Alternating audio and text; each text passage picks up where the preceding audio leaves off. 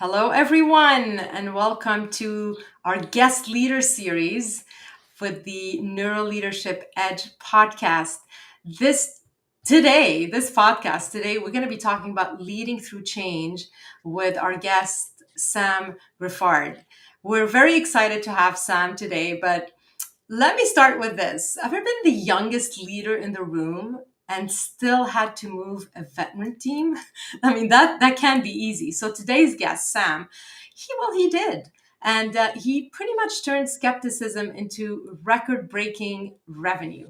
Here's how servant leadership plus brain smart coaching wins buy-in. I'm Claire Hayek, your host, neuro leadership expert. I'm thrilled to have Sam. Sam, welcome. Thank you, Claire. I'm excited for this one. Yes, very, very excited too. I was really looking forward to this. Let me introduce Sam before we start picking his brain on this. So Sam Griffard is currently head of sales and sales development at North Star. He describes himself as a sales nerd with 2 degrees in sales and over 14 years of professional sales experience. He has helped organizations at various stages of growth establish, redesign, and adopt sales processes that actually have driven hundreds of millions in revenue. He champions processes rooted in human psychology. That's why he's here. Backed by science and guided by data to deliver predictable results. So, Sam, let's get to it. You're All known for right. treating every sales play as a psychology experiment. So, give us how did this whole thing start? Give us the origin story. Like, how did your fascination with human thinking get you into the steer you into sales, actually, right? And I'm going to stop there. I'll let you tell the story. So it all started probably in about sixth grade, when you had to do that book report on your dream career one day. And I don't know why, other than I was fascinated by why people did the things they did and why they didn't do some of the things other people were doing. And so I was like, oh, I'm gonna be a psychiatrist one day. I'm gonna study the human behavior and communication and all of these things. As time went on, got further into schooling, started taking psychology classes, communication classes, sociology, all these types of things, and had kind of an aha moment when I was talking to one of my professors about the counseling aspect. Okay. I realized, okay, based on this story, I don't think I should do this. I don't think I should become a psychiatrist. What else could I possibly do? And I was now at business school at the time. I'd Okay. had a few years of being out in the world and came across a side class that was part of the business school that was a Mm-hmm. sales class. I knew a couple people in my extended family that were in different sales careers, and I was okay, sure, yeah, I'll take this one class, and that's all she wrote. It was history. From The that rest point is on, it was okay. This is what I can do with my passion for human okay. psychology and communication, and how excited I get around business and things like that. So, turns out my school had an associate degree in professional sales, and I Right. was able to move to another university to get a bachelor degree in technical sales. Okay. Wow. Okay. So from psychology straight to sales, pretty much. And so how do you find that experience, basically having started studying in psychology?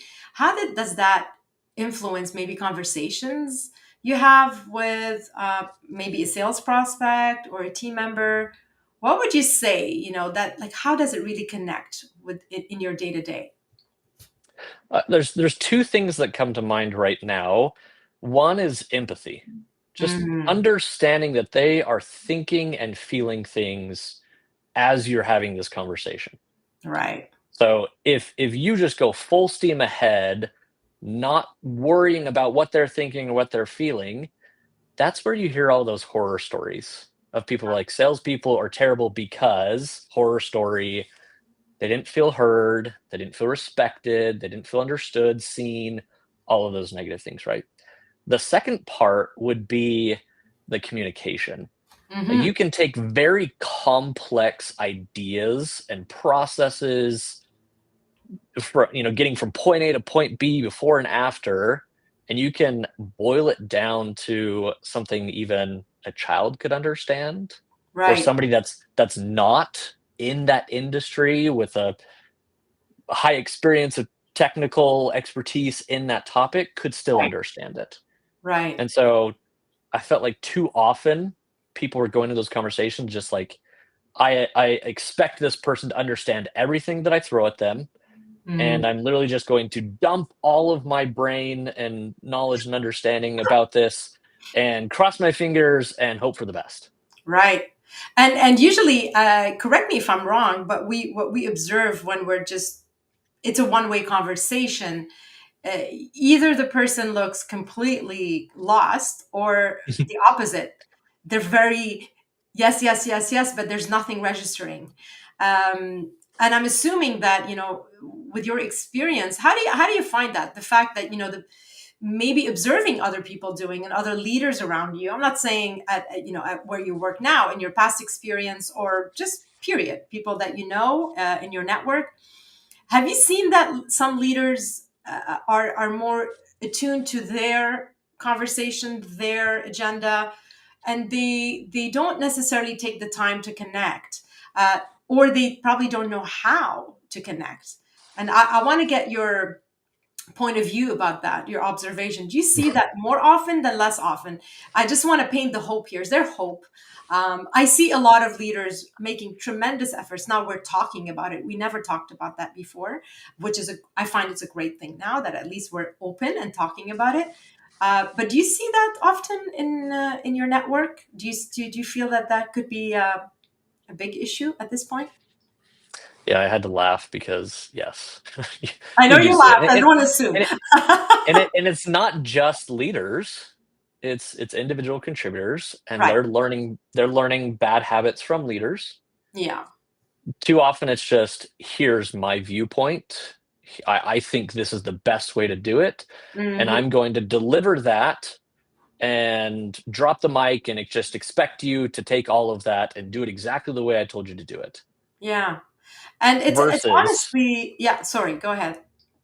what you were kind of alluding to is it's a two-way communication. There's some level of you get the people who are just like almost like deadpan.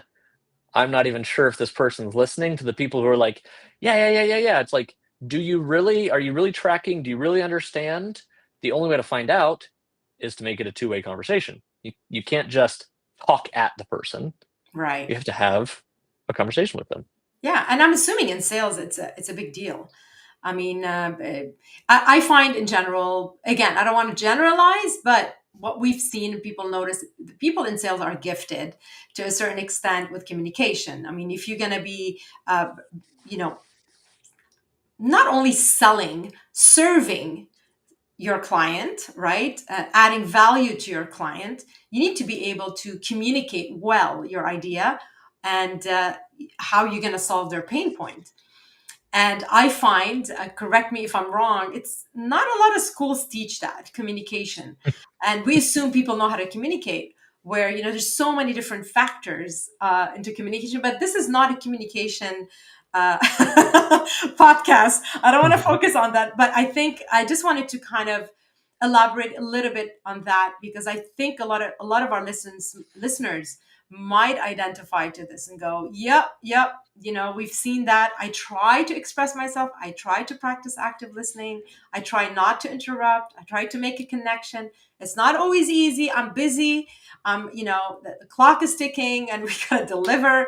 And so yeah, so it's an interesting thing. But I think being conscious of this and making that effort will win you in the long run. You'll save yourself a lot of time, in my opinion, right? If you're Yeah. really taking the time to explain properly. If I had a magic wand, uh,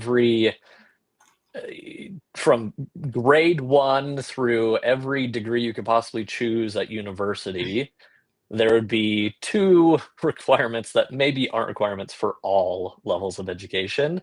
One Yeah. of them would be communication. Yeah. The other one would be finance.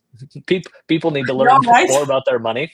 So I mean, that's obviously a personal passion, especially with the company that I work with right now. But Right. those two things, communication and finance, Yeah. Yeah. everything else, pile it around those two things. But Oh yeah. communication, it's every day. It's huge.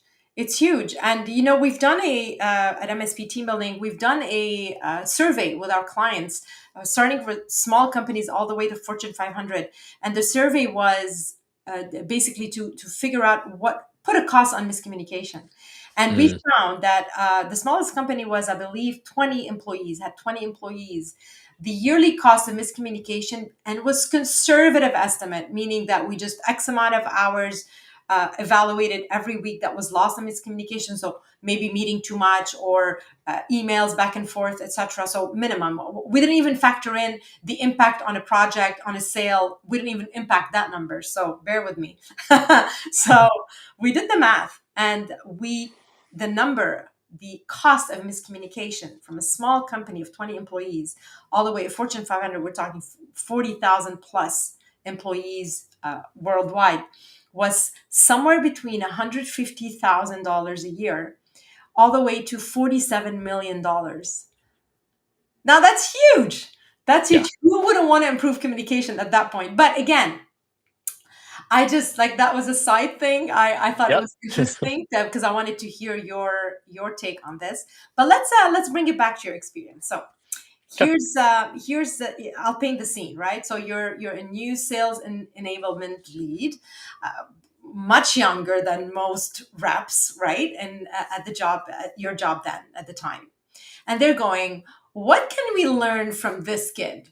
What did you do? What did you do first? Oh, it was palpable when the leadership made the announcement. Sam's moving from this leadership role and responsibility to this leadership and responsibility. He's going to be in charge of onboarding, ramping, Wow. continued education, process improvement, all of these things. Like he did this over here. We want him to do it with all the roles within our sales function. And I'm looking around and some of the people are like, "What? Is this a joke? Him? Like Right. why him?" Like I would have expected maybe somebody from like one of the senior sales leaders to like maybe come over and do this thing, but like they you could just tell like Right.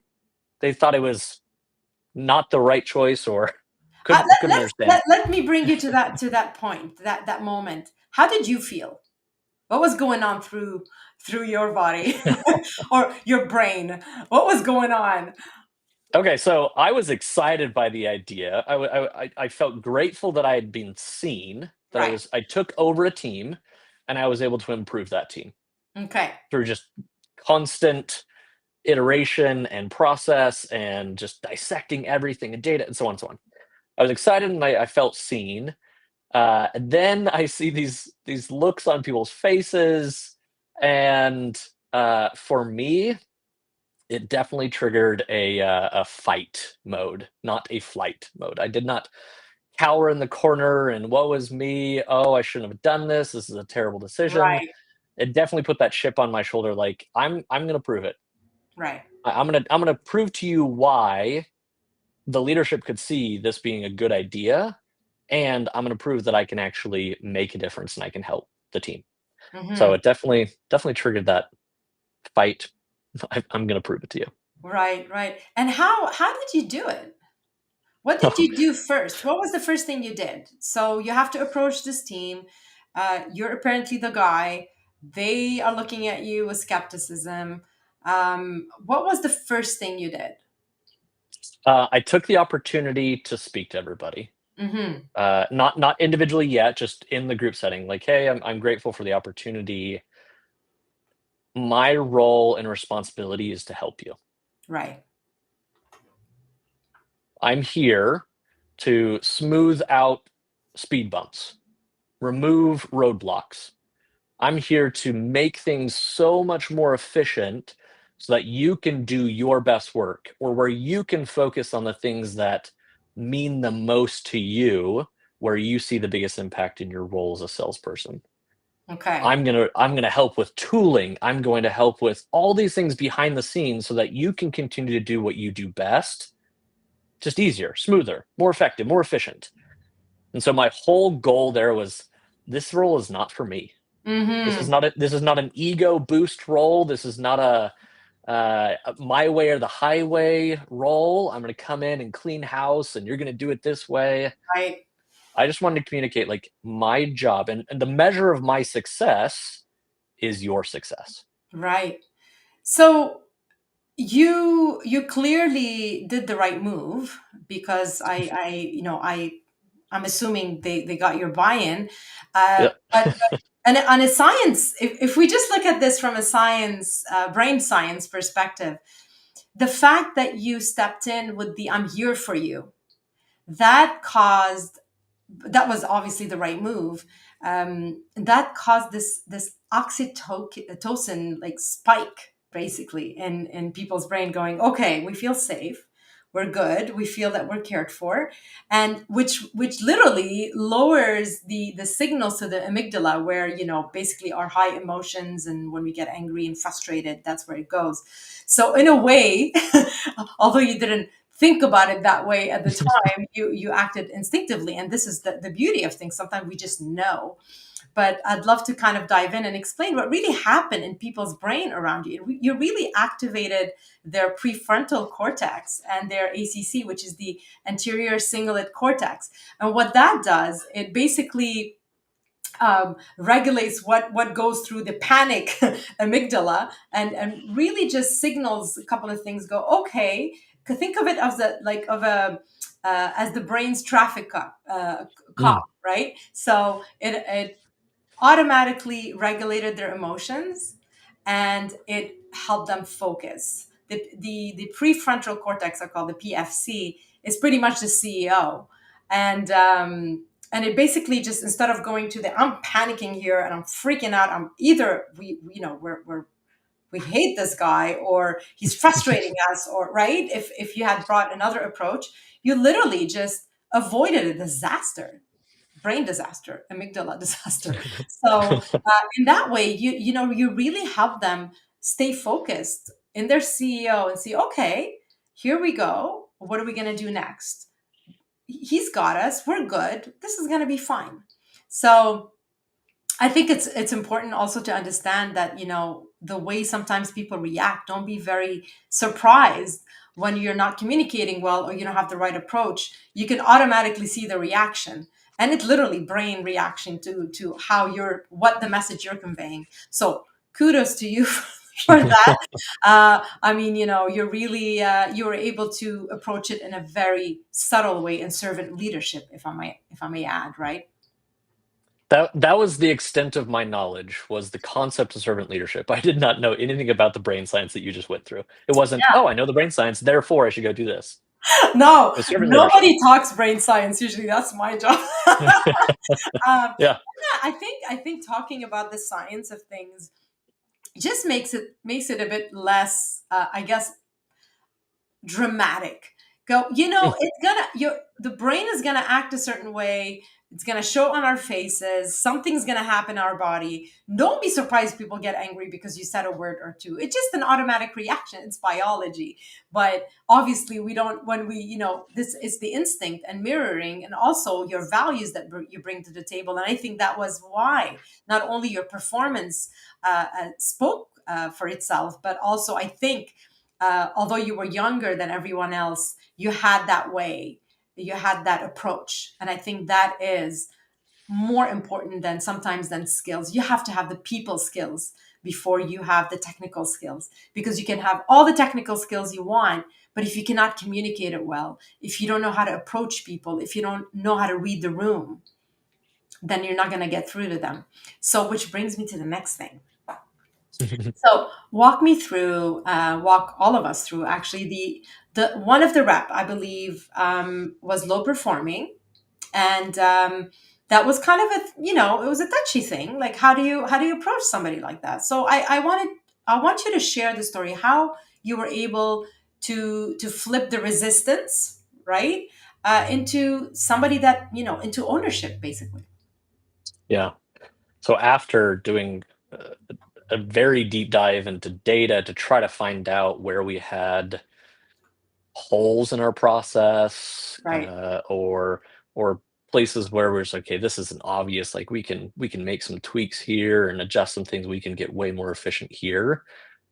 Uh, I found that one of the most crucial moments in our sales process was our discovery calls. It's the first time a prospect gets to have like a really in-depth conversation at length with one of the account executives, Okay. where it's really that back and forth, like we're learning kind of what your current state is. We're giving you an idea, just a small glimpse into what your future state could be Mm-hmm. based on examples that we're sharing with you from your peers and our clients.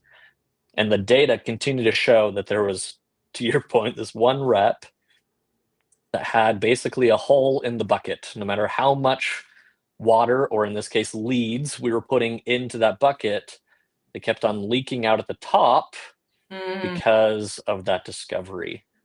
I started to go and watch recordings, listen to these calls. I went and actually sat in with other people that were in these meetings and asked them, hey, tell me about these meetings, tell me about how this rep runs these things. okay. And this rep was a veteran, literally had been in the industry for over 20 years, Okay. multiple organizations, absolute expert. Like, at first you're looking at these call recordings, you're going, what's wrong? Right. Like everything looks awesome. Like knows this industry inside and out, knows the prospects like life, Right. day in and day out, inside and out, can explain that really before and after story beautifully, can share client stories. Mm-hmm. What's the issue? Right. Get to the end of the call, and it was the close. It Okay. was all right, we've had this wonderful conversation. Where do you want to go from here? Mm-hmm. Or sometimes it was even worse than that. It was, why don't you go talk with your team, and you let me know when you want to get back together and continue the conversation. Okay. From my experience working as an account executive, working with account executives, looking at what great looks like, looking at other organizations' data on how to close a discovery call, I knew that was not best practice. That was literally the exact opposite. Now that I had this information, what can I possibly do with it? This rep was literally 20 plus years, more experience than me in the industry, Right. older than I was, Yeah. veteran. How do you, And I was how do like, you, how am yeah. I, How do you do, how, how am I how going to did go to you this do it? rep? Yeah. So I knew I couldn't. I couldn't just go to him and be like, hey, you're doing this wrong, and this is what you should be doing, and blah blah blah blah. You would I have just sent knew him that it was straight going to to be the met. amygdala. Yeah, The emotion. yeah. I would have triggered his fight or flight, The right? CEO would have been completely Yeah, fired. There's no more CEO, and then it would have been a disaster. All right. yeah. So you didn't do that, I'm assuming. I didn't do that. So I was like, okay, how do I get him to learn for himself? And I drew on my own experience as a sales rep. Mm-hmm. If you go into a sales conversation and tell people how they should think, then you're not going to win business. You've lost them at that point. Lost them. Hey, Completely. you should buy our product because it's the right thing to do, and you've been doing it the wrong way. Right. I knew that was going to be the wrong thing. So I knew that psychologically, they have to be able to come to their own conclusions. They have to have ownership in their own solutions. Right. So, okay, how do I create an atmosphere where that could be the case? I was like, okay, so we do these monthly trainings. They're rolling topics. I'm going to go to this rep and I'm going to appeal to their ego and say, hey, look, I know you have a lot of experience. Mm-hmm. I know you've been in the industry a long time. You know what you're doing. I would love if you could come co-teach with me on this specific topic on one of our upcoming trainings. That's what I did. So I went to him and I asked him and I said, would you be, and there was like an excitement and glow to him when I asked him if he would come and co-teach one of these trainings. And I said that the topic is the discovery call. Mm-hmm. I kept it broad enough to where it was the best practices of all the pieces of discovery and not just the piece I Right. wanted him to come to, the Yeah. conclusion And on. this is important. I just want to pause here for a sec, because you say appeal to their ego. Really, all it is in a way validation. I mean, the Mm, person did have a lot of experience and brought a lot to the table, and just was missing the mark on basically maybe the important part of the whole call. But then again, who's to say it's the most important part of the call? The whole call is important, right? So, but it was important that you brought in self recognition, validation, appreciation of the person's experience, right? As opposed to confrontational. Really, you didn't dump all the experience and knowledge of this person right out of the window. You did focus on what he did well, right? You brought him yeah, in as opposed to jab reverse, right? So anyway, sure. so you brought him in and to co-facilitate with you, or co-explain, co-train the team Mhm. with you. And what happened? So we did prep sessions. It wasn't just here's the topic, you bring yours and I'll bring mine, and you talk for 10 minutes and I'll talk for 10 minutes. I got together and I said, okay, here's how we're going to do these types of trainings. Like we need to like break down each piece of the discovery. We want to spend this much time on this Right, much time on this much time on this. We want to bring data. We want to bring real examples of what great looks like. And right, we want to show the success of that, right, specific piece. And so we found recordings. We right, talked about the process of what it looks like. I brought in like the human psychology. What is a person thinking and feeling when I'm doing this piece of discovery? Let's make sure that we're empathetic, that we're not just bulldozing through conversations. So, okay, so here's the framework. Here's what I'd yeah, like to do. We can each kind of tag team each like section of the training. And so, specifically, that last piece that he was yeah, not performing on, he was going to co-teach and he was going to help me select recordings from other reps within the organization that eventually led to closed won revenue. right. And I we really want we you to bring us to the thing, because we really have 2 minutes left. I really want you to bring us to that point where he realized what happened, yeah. if you don't mind, and Yep. basically what he told you. So we did the training. And a few weeks later, I'm looking at the data, and sure enough, that metric starts to improve for him. And I give him a shout out in front of the in front of the team, like, hey, check this out. This is really awesome. Here's a Right? recording of like what looks good. Um, he then came back to me and literally was like, I see what you did there. And I was all, what do you Uh-huh. mean? And he's all, you had me come and teach with you on this topic because I wasn't doing it the same way everybody else was doing it, Right. and they were outperforming me. And now I'm doing it, and now I'm seeing better success. And then I had him as a friend and a champion from then on out. That's amazing. So you brought him in, you really got his buy-in, and he realized he came to you with the realization, as opposed to you telling him what to do, right? Or what to think. Um, I want to wrap this up. I did wanted to ask you rapid fire, bold truth questions, and I don't know if we'll have Okay. time, but before we're gonna try. You have about 30 seconds, but before we do, um, I would like to thank you for joining us today. And I always remind you to subscribe to our podcast and the newsletter.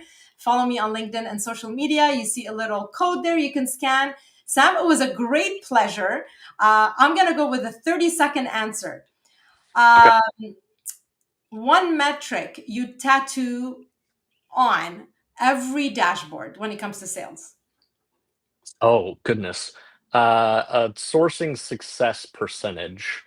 Okay. If I give 100 accounts to this rep and 100 accounts to this rep, and I look at the end of the quarter, how many they could get into, meaning they could have meetings with from zero contact to meeting completed and moving into like a stage 2 of pipeline, Right. I then say, okay, well, this rep is just more effective. They know what they're doing. They can get in cold and they can make progress happen. Thank you. I'm going to give that rep more accounts the next time I have an opportunity to give accounts. Sam, we ran out of time. Thank you so much for Yeah. joining me